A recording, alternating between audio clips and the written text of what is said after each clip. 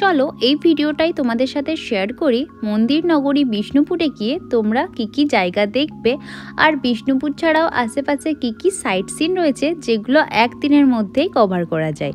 ভিডিওটা বেশ ইনফরমেটিভ হতে চলেছে, তাহলে স্কিপ না করে লাস্ট পর্যন্ত ভিডিওটা দেখতে থাকো আর ভালো লাগলে অবশ্যই একটা লাইক করে দিও। Hey guys, welcome back to a new blog. আশা করি সবাই খুব ভালো আছো। এই ভিডিওটা তোমরা জানুয়ারি 2025-এ পেলেও অ্যাকচুয়ালি ভিডিওটা ডিসেম্বর 2024। ইয়ার এন্ডিংয়ে সবাই তো এখানে সেখানে ঘুরতে যায়, তো আমরাও চলে গিয়েছিলাম মন্দির নগরী বিষ্ণুপুরে। তোমরা কে বিষ্ণুপুর গিয়েছো অবশ্যই আমাকে কমেন্টসে বলো। বেশ সকাল সকাল বাড়ি থেকে বেরিয়ে প্রায় ঘন্টা দুয়েক জার্নি করে আমরা পৌঁছে গিয়েছিলাম বিষ্ণুপুরে। আর সেখানে ফার্স্টেই কার পার্কিংয়ে রেখে আর ব্রেকফাস্ট সেরে আমরা একটা টোটো বুক করে নিয়েছিলাম। এখানে সমস্ত টোটোর রেট 200 টাকা পার আওয়ার, আর কার নিয়ে এলেও তোমাদেরকে কার পার্কিংয়েই রাখতে হবে আর টোটো বা অটোতেই ঘুরতে হবে। তো দেখো আমরা ফার্স্টেই চলে এসেছি রাসমঞ্চে। এখানে কিন্তু টিকিট কেটে এন্ট্রি নিতে হয়। টিকিটের রেট হলো 25 টাকা পার হেড, তাও সেটা 18 ইয়ার্স অ্যাবোভের।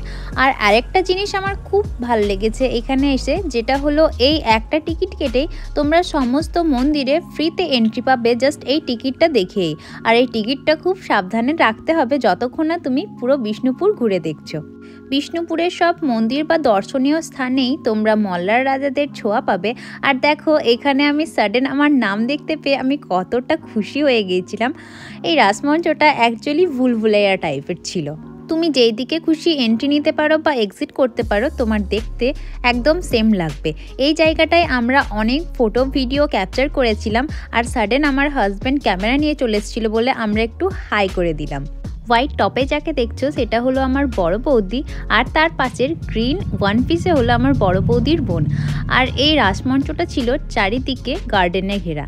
ওখান থেকে বেরিয়ে বাইরের এই দোকানটা থেকে আমি পোড়ামাটির জিনিসগুলো দেখছিলাম, আর এই উইন চেনটা আমার খুব বেশি পছন্দ হয়ে গেছিলো, বাট এতটা লং ছিল বলে আর নেওয়া হয়নি। এরপর আমরা চলে এসেছিলাম মল্লার রাজাদের সম্ভবত সর্ববৃহৎ কামান দেখতে, যেটি প্রায় 4 মিটারের লম্বা আর পুরোটাই পেটা লোহার তৈরি। এই কামানটার নাম হলো দলমাদল কামান। তোমরা এটা নিয়ে ডিটেলসে কিছু জানতে চাইলে পজ করে পড়ে নেবে। তারপর এসেছিলাম ছিন্নমস্তা মায়ের মন্দির দর্শন করতে। যখন দর্শন করবই তখন ভাবলাম একবার তাহলে পুজোও দিয়ে নিই। আর ভিতরে যেহেতু কোনো ক্যামেরা অ্যালাউড ছিল না, তাই কোনো কিছু ক্যাপচার করা হয়নি। তারপর এসেছিলাম আরেকটা জায়গায় যেখানে 3টে মন্দির ছিল, আর 3টে মন্দির খুব সুন্দর বাগান দিয়ে ঘেরা ছিল। এই মন্দিরের বাইরে এই যে ফাঁকা জায়গাটায় এখানে পোড়ামাটির হাট বসে প্রত্যেক শনি রবিবার, আর বাকি দিনগুলো ওই জায়গাটা এমনি ফাঁকাই পড়ে থাকে। তারপর চলেছিলাম আরেকটা জায়গা দেখতে। এইটা অনেকটা বাগান বাড়ি টাইপস ছিল, আর এখানে 2টো মন্দির ছিল। তারপর আমরা চলে এসেছিলাম শ্যামরাই মন্দিরটায়। এই মন্দিরটাতে এত অসাধারণ টেরাকোটার কাজ দেখলেই মন ভরে যাবে। এতদিন আগেকার কাজ এখনও যে এত নিখুঁতভাবে রয়েছে, এগুলো এই মন্দিরটা না দেখলে তুমি বুঝতেই পারবে না। সব মন্দিরের বাইরেই পোড়ামাটির অনেক দোকান থাকলেও এই জায়গায় অনেক বেশি দোকান ছিল। আর বিষ্ণুপুর এসে তো পোড়ামাটির জিনিস কিনতেই হবে। এখানে এসে আমি অনেক কিছু শপিং করেছি, আর সবই খুবই রিজনেবল প্রাইসে। আর যদি তুমি একটু বার্গেনিং করতে পারো তাহলে সেই সব জিনিস আরও তুমি কম দামে পেয়ে যাবে।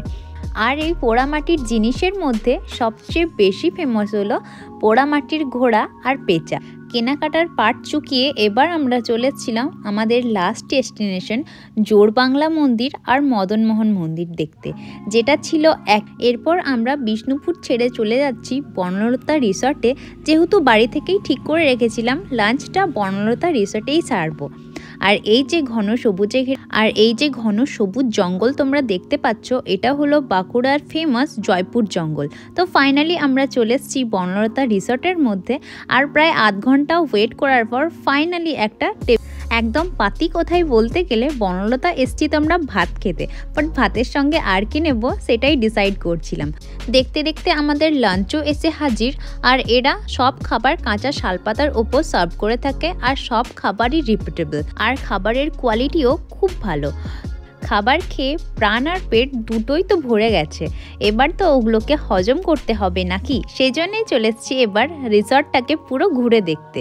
যারা একটু গ্রাম্য আর নিরিবিলি পরিবেশ ভালোবাসো তাদের ডেফিনেটলি এই জায়গাটা পছন্দ হবেই। আর যেহেতু ছিল পিকনিক সিজন সেই জন্য এখন একটু বেশ ভিড়ভাড়টাই ছিল, আর শীতকাল বলেই পুরোটা ছিল গাঁদা ফুলে ভরা। তারপর আমরা চলে এসেছিলাম একটু গার্ডেন এরিয়ায়। দেখো এখানে কত রকমের ফুল আরও সব চাষ করা হয়েছে, তার সাথে সাথে ছিল সবজিও। আর এই জায়গাটাই ছিল হাঁস, মুরগি, এমু পাখি এসবের চাষ। আর সামনে যে পুকুরটা তোমরা দেখতে পাচ্ছ এটাতে মাগুর মাছ চাষ করা হয়। আর জানো বনলতায় যেসব শাকসবজি বা মাছ মাংস রান্না করা হয় সবই এখান থেকেই উৎপাদিত হয়। তো দেখো বনলতা রিসর্ট ঘুরে দেখতে তো আমরা বেশ টায়ার্ড হয়ে পড়েছিলাম। এখান থেকে বেরিয়ে আমাদের একদিনের ট্যুরের এন্ড ডেস্টিনেশনে চলে গিয়েছিলাম, যেটা ছিল নববৃন্দাবন মন্দির। মন্দিরে পৌঁছেছিলাম আমরা সন্ধ্যা ঢোকার আগের মুহূর্তে। যেহেতু তখন সব লাইটগুলো জ্বলে গিয়েছিল সেই জন্যে মন্দিরের সৌন্দর্য অনেকটা বেশি এনহ্যান্স হয়েছিল। আর আরেক দিকে ছিল মহাদেবের একটা বড় মূর্তি।